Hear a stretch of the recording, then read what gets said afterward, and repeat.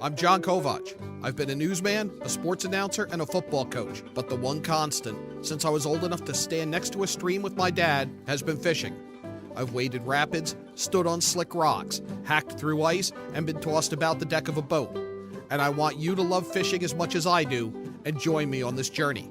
Welcome to Yankee Fisherman, presented by the Dock Shop. Good afternoon, everybody. Welcome to Yankee Fisherman, presented by the Dock Shop. Thursday, February 2nd. We are already into February, and I'm having trouble believing that. And there's snow on the ground, and, well, the hardy of us are fishing, but we haven't had enough cold for ice. So if you're like me, you're kind of really itching to get out there. And, well, it's not a tug at the end of a line. It's a chance for some of the sensory experience that drives us to go outside and to fish, and that's coming February 24th to Trumbull, as 3 Trout Unlimited chapters will cooperate to bring the fly fishing film tour to Connecticut. We had a chance to catch up with the owner of the fly fishing film tour. Let's hear about what they do, how they do it, and the collection of films that you'll be able to see later on this month. We're joined now by Chris Keig of the Fly Fishing Film Tour. That is going to be in our area, southwestern Connecticut, on Friday, February 24th at the Bowtie Marquee 16 in Trumbull. Doors open at 7. Tickets are $25 each in advance, $30 at the door. All proceeds benefit 3 local Trout Unlimited chapters: Mianus TU, Candlewood Valley TU, and Nutmeg TU. So all this money is going to go toward conservation and education and protecting streams and the environment. Chris Keig, thank you so much for joining us, and thank you for allowing the Fly Fishing Film Tour to raise money for such causes. Well, you're welcome. I'm really proud to be here, and I'm not sure if you know this, but I grew up in Ridgefield, Connecticut, so I spent 25 years of my life in that part of the world. And we were aware of that, and that was part of what we wanted to talk about. Now, is this area where your interest in the outdoors was born? Yeah, it was. I had done some fly fishing around Connecticut, but not too much. So I don't know the area very well for fly fishing, but certainly the outdoors. We did a lot of hiking, fishing, and all sorts of stuff in the Appalachian Mountains there. And I still have a bunch of friends who do a lot of floating on the Delaware. Very cool. Now, what are your outdoor activities? Well, I live in Boulder, Colorado now, so, this time of year it's ski season, and then I've got a drift boat out here, so come, pre-runoff, we'll be up on the Colorado River quite a bit, and usually Wyoming. Those are my main stomping grounds, usually up to Wyoming and Idaho a couple times a year in the summer as well. Very cool. So how did the Fly Fishing Film Tour get its start? Well, it actually, this is our 11th year. So it actually started with a group of guys. I'm not sure if you're familiar with them, but they used to be called AEG Media. Yes. Now they're Motive Films. They did the Trout Bum Diaries. Yep. And they started this, basically out of a hatchback, right? So they kind of just drove around the country, and they're showing their own films. So they kind of got their own films out, and then they started adding other ones. And then the second year into that, they kind of decided, well, they didn't want to do that anymore. So we took it over. My background is I worked at Warren Miller Films, who make a ski movie. I worked there for 20 years. And then my partner here, Doug Powell, he worked there as well. And we were both into fly fishing, and this opportunity came along. So we took it over, and we've been running it for 11 years now. And, when we initially started, I think we probably had 25 stops. Now we're up to almost 160 stops across the United States. Now, how did the interest in filmmaking evolve? Well, for me, I started when I was at Warren Miller Films. I started in the mailroom, actually, and just shipping out posters for their tour. I did that for a couple of years, and they ended up starting a films division. So I was their first employee in the new Warren Miller Films division. We did television programming and the such. And that's where I got interested in it, because I was kind of forced into it by nature of I had to learn to edit. I had to learn how to operate these systems and QC and look at all sorts of films. So that's kind of how my passion started. You know, I've always been a skier, so I always loved the movies. And that's how this all came about, because then my other passion in the summer was fly fishing. And with this thing, we just kind of rolled them into it. We took our vast experience from Warren Miller, and we kind of had a jump start on everybody else, because we had obviously been doing it for 20 years just on the ski side. So we took that model and applied it to fly fishing. And the response has been great. You know, we love it. And, you know, there's something there for a passionate audience. They're not serviced very well outside of the internet. So it really took off quickly, and we really had a good time growing it. You really don't see a lot of the high quality fishing films on the big screen. You see them in maybe half-hour glimpses on the Saturday morning television, or like you said, on the internet. It's got to really pack a house when you can see things that are as beautiful as what you encounter fly fishing on the big screen. Yeah, it is. And the filmmakers, they've kind of come along with us. You know, first year, obviously, it was a little, you know, the film quality was lower. But as we started growing and gaining momentum, what ended up happening was the filmmakers started one-upping themselves a little bit as well. So at this point, we have very high-quality filmmakers who've really cut their teeth. And they also understand the audience, right? So now they're creating these great films, but what they're doing is they're creating it for our audience. So it really does. It's kind of a two-pronged attack here, with the filmmaking being so good, but also understanding who they're playing to. You know, this is a fun, experiential event. This is, you know, our job, if we do it well, is to have the audience leave and want to go fishing, which is why we like to do, you know, in this time frame, the first part of the year where it's kind of cold out and people are getting a little cabin fever-ish. That's where the fervor is really at its highest. And you guys are right in the middle of it as well, where people are itching to get outside, getting to the point where, hey, I need my fix, and we kind of offer that outlet and release for them. And we're okay with that. Yeah. We're very, very okay with that. The Warren Miller films, back when I still skied, were really, you know, A, they make you want to go skiing, but B, it was, I think, pioneering, and I think it almost launched a genre to a degree. Would you say that helped shape the films that you see in the Fly Fishing Film Tour? Oh, for sure. You know, you know, when I was at Warren Miller, Warren was still around and, you know, a part of the company. And it was really a pleasure and a privilege for me to actually work with him, because I honestly believe what you're saying is 100% true. He basically started this whole idea of niche sports entertainment. And then also he was very passionate in the fact that he wasn't out there just showing a movie. He was out there creating an event. You know, back in the day when he was doing it, and we had it in our warehouse, he would have a podium. And so he would basically play the film, and he would have a cassette recorder with music that he would play, and he would literally speak into the mic and narrate live.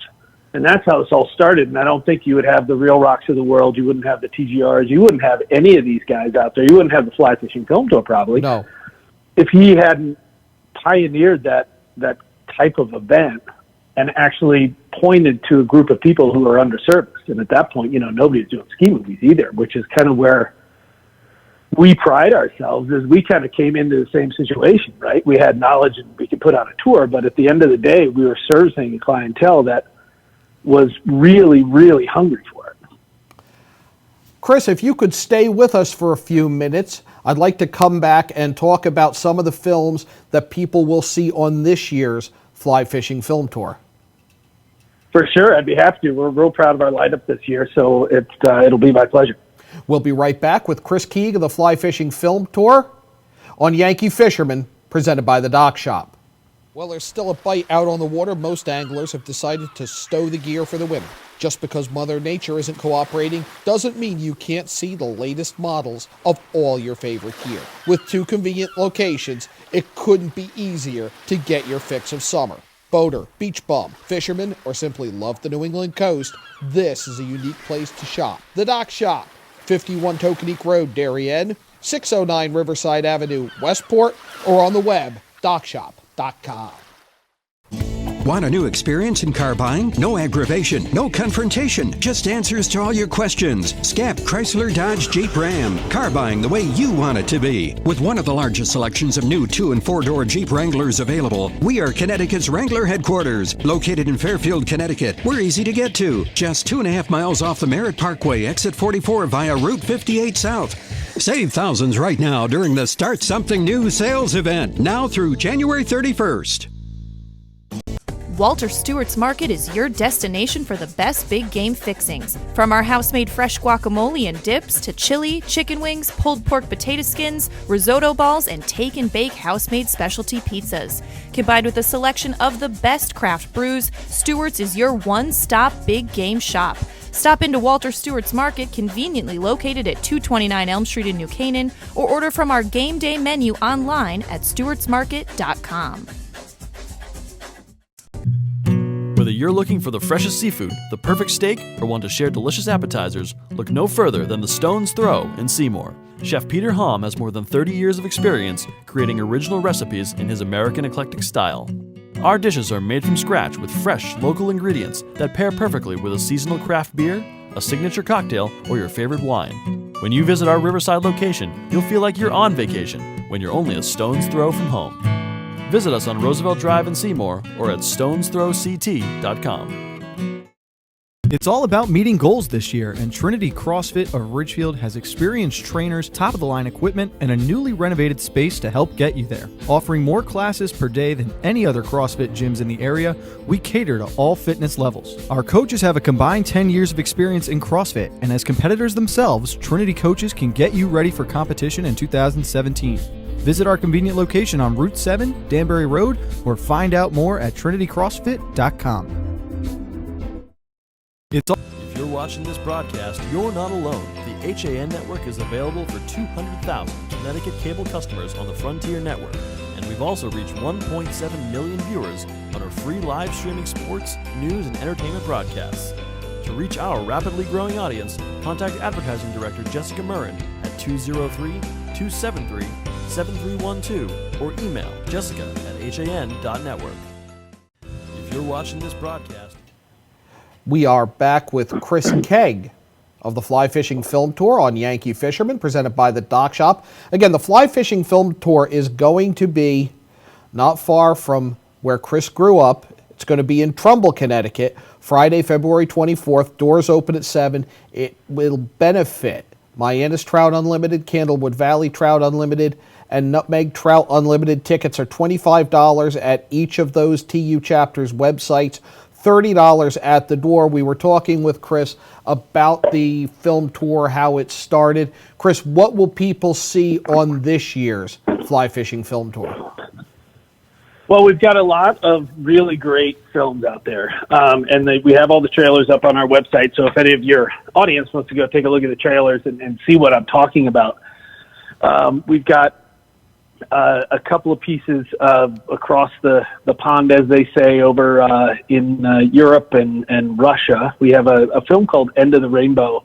It's actually called At the End of the Rainbow by Peter Christensen and Rolf Nylander, I believe his name is. And they did a really cool exploration where they went to rivers in Russia, in the far east of Russia, that had never been floated or fished. So it's a really cool film because what it does is, we feel we live in, wide open spaces, but the reality is there's not a lot of these places left in the world. And it's just really interesting to see an untouched environment. It's the bears, the wildlife. Obviously, it's a salmon river, so the salmon in there. And it's a really nice piece because they kind of bring awareness to it to saying, this is what it should be. And me as a fisherman and all of us out there, we understand those places. And even if it's, not a hybrid secret, but if we understand that when you come across a special place, you really feel it, and it really kind of brings the, feeling of fishing to light. We all like being out there. And then we've got a couple films from the guys over at Yeti. Felt Soul made a piece called 120 Days, and it's about David Mangum, who is a premier tarpon guide. And it's pretty interesting because what they do is they get in the head of this guy, and he's basically a tarpon nut. He's obsessed with it, and it's an interesting kind of expose on how he lives his life and how he fishes for tarpon, but it's really about him and his obsession. And we also have another one from the guys over at CK through the Yeti folks as well, called Odd Man Out, which is Camille Egdorf up in Alaska. So it's nice. This year we're pretty excited because we have a couple of pieces featuring the female angler, which, not to bring it, to people's attention, but we've been told and we understand that the female angling population is a growing segment, and they are badass fisher people. They are, and it's a segment that needs to grow. So we have another film that we actually did with Trout Unlimited. So they had a female woman's angling grant. So they actually gave money to a female filmmaker to make a piece. And what they came out with it's called Old Friends, New Fish. And it's basically three mothers who, obviously in day-to-day life don't get to fish as much as they want. And we all understand that. But it's about their trip where they're all getting back together and going on the river. And then we also have a piece from Mongolia on the Taimen from Jaco Lucas, who's a good buddy of ours and a great filmmaker. And then the guys from Conservation Media made a piece called Convergence, which is basically, three sets of people. You might recognize a couple of them. One is this guy by the name of Travis Schwartz, who is actually the Hank Patterson guy. So It's an interesting take because we're so used to, hi, I'm Hank Patterson, fly fishing guide. That's what we kind of associate with him. But this is about him and his relationship with his old buddy Reese, who had died of cancer last year. And it's a really strong piece, and people are really going to enjoy it. And then, the boys from Motive had come back, and so they've got some Christmas Island stuff. It's actually called Fanning Island, which is an atoll about 4-day boat ride north of Christmas Island. So it's called the middle of nowhere, and it is certainly the middle of nowhere. And then from your backyard, a good buddy of ours by the name of Jamie Howard, who's an East Coast guy, he actually has a cool piece that he calls Running the Coast. And what it is kind of these guys' adventures as they chase stripers all the way up the coast, basically from New York all the way up to Maine. So I think your audience especially will like that, and I know you got a lot of trout guys out there as well, and we certainly have a good mixture of species. But we don't see a lot of East Coast stuff, so we are really excited that Jamie stepped up and got us this great striped bass piece. And we just had Jamie on the show to talk about Running the Coast, so if you do want to see a little bit about that, the trailer up at flyfilmtour.com, Chris's site. Also, our interview with Jamie Howard is up at han.network. Click on Yankee Fisherman. But the clips from that and the images from Running the Coast just blew me away. And it's really a testament to all of these filmmakers to be able to capture the beauty the way that they do. Yeah, and it's interesting to me, too, when you see people like Jamie and the shots they're getting of, the fish blitzing the beaches and these big schools of, striped bass. It's time and effort and knowledge, right? You gotta know the fishery. You gotta be with people who understand the fishery, but you gotta be there and you gotta be ready. There's no time off. The fish don't care if you're tired. So, when they show up, you better be ready. So I think that's a really big compliment, and I know Jamie deserves it because some of those shots I've never seen before in my life. And I thought it was just such a great representation of kind of the raw power and energy of those fish. And I really commend him. He did a great job capturing that feeling, energy, and imagery. Oh, absolutely. I just keep getting more and more moved the more I see what Jamie shot with running the coast. You ever get to the point where you're more into filming fishing than actually fishing? Because I find myself there sometimes obsessing more about getting the shot than maybe I would with a rod in my hand. You do, and you kind of have to have that mentality to be out there. Personally, in my end, we run this film tour, and we're usually wrapping up around May. So at that point, my focus changes quite a bit, and I'm much more into fishing than filming, because at that point I've kind of watched it over and over again, and we've really kind of got the crowd excited and had a great time, and it's kind of when I get to decompress. So for me personally, I don't have that trouble, because by the time I get to the water, the last thing I want to look at is fishing films, But you do a great job of assembling a collection that we want to see every year.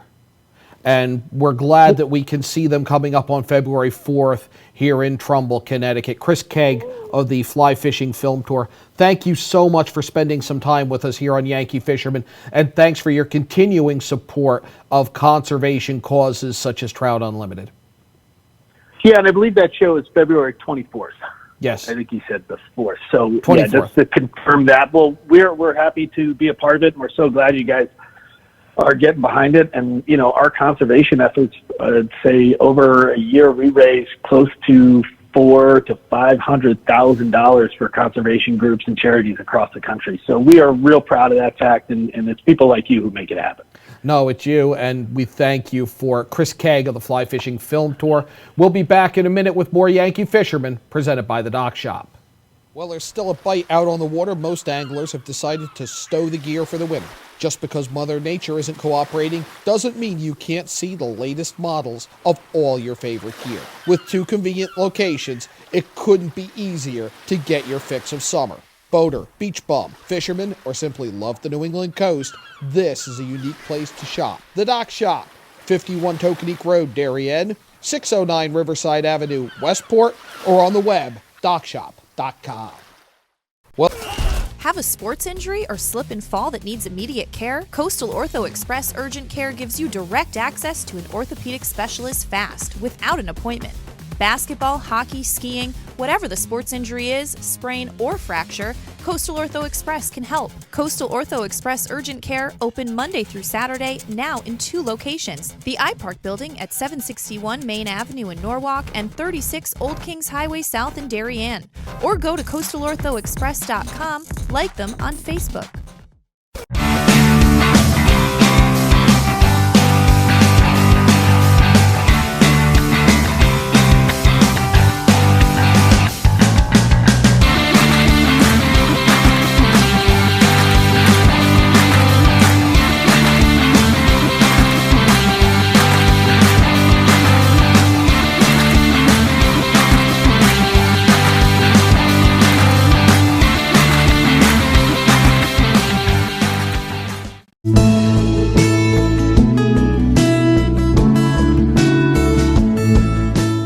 At the Milford Bank, we offer an extensive selection of lending products and services to meet virtually any need.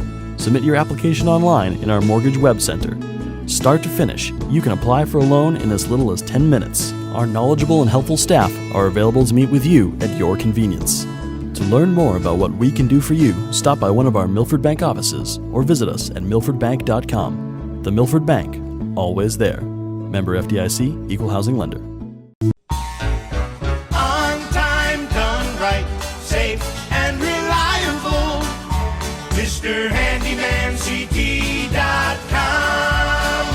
Let our satisfied customers tell it. I have called Mr. Handyman for every reason, every occasion, every broken item, every leak. They have bailed me out on many occasions, and I would recommend them to anyone. For any project, large or small. MrHandymanCT.com.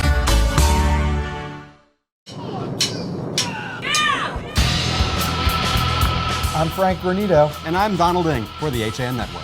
Tune in to Nutmeg Sports Monday through Thursday, where we bring you all the top stories from Connecticut sports. From highlights to player interviews and expert analysis, no one gets you closer to Connecticut's games than Nutmeg Sports. Nutmeg Sports, now Monday through Thursday at 2 p.m. on the HAN Network. Welcome back to Yankee Fisherman, presented by the Dock Shop this Thursday, February 2nd. Thanks again to Chris Keig of the Fly Fishing Film Tour for everything he does and for spending some time with us to talk about that February 24th event in Trumbull. I will be there volunteering with Trout Unlimited. Tickets are still available. You can visit the Mianus TU page, the Nutmeg TU page, the Candlewood Valley TU page. And remember, they've had to turn people away in the past from that fly fishing film tour. Sticking with Trout Unlimited, last Wednesday night, State Council had a meeting, and Bill Hyatt and Peter Aristed from the DEEP were there, and they updated us on funding and budget concerns, fishing licenses, proposed regulations, including a trout stamp, the future of hatcheries, and we're putting a package together for a coming show, so stay tuned for that in the next few weeks. As much as there's no ice down here in the southern part of the state where we are, Burr Pond is frozen, and the DEEP reported today that the Winter Festival will be Saturday from 10 to 3. They'll have some supervised ice fishing. They've got 4 inches. It's expected to increase as it gets colder this week. Lots of activities for the family. That is up at Burr Pond on Saturday with the DEEP. Mianus is having its first Veterans Fly Tying and Fishing event. That is Thursday tonight, the 2nd, if you're watching the live, at 6:30. That is at the Halloween Yacht Club in Stamford. Mianus TU also having its regular meeting on Tuesday. Jeff Yates will be giving an update on conservation projects. Information on that at mianustu.org. Saturday, the Connecticut Fly Fishermen's Association Expo. That is 9 to 3 at Meneely's in South Windsor. Then they shut it down, set up for the banquet. Banquet is at 6. You want more information on that, you can visit the CFFA webpage, or you can check out Gary Steinmiller's interview from a couple weeks back. Thanks again to him for talking to us for a little bit. Candlewood Valley's got a number of events coming up. They're doing an update on conservation projects on February 8th from 7 to 9. Their banquet their banquet is March 24th. On March 8th, Frank DeGrazio is going to talk about fly fishing the Croton watershed. And that same night, March 24th, there's 2 TU banquets. You've got Farmington Valley and Candlewood Valley are both having theirs. And the third Tuesday of the month is always the Nutmeg TU banquet. That'll also be a conservation update with Brian Carey from the town of Fairfield and the Mill River Wetlands Committee. Also, Chuck Petroselli is going to demonstrate how to tie hackleless flies that you can use in the early season. A lot of fly tying stuff going on. It's that time of year. Orvis still has its free fly tying classes going on at Darien. You can find information at the Darien page on the Orvis website. And Complete Angler has announced its Saturday free fly tying demos. They start this weekend, the 4th, with Sal Renzula, and then February 11th, Steve Colton will be down. He of currentseams.wordpress.com. We've talked to him. Great guy, really an expert when it comes to wet flies. That is going to do it for this week's Yankee Fisherman. Stay tuned. If you're watching the live show tonight, we will be bringing you the FCAC Indoor Track and Field Championships from Hill House. Hopefully you get out, get some fishing in. If you do, tight lines.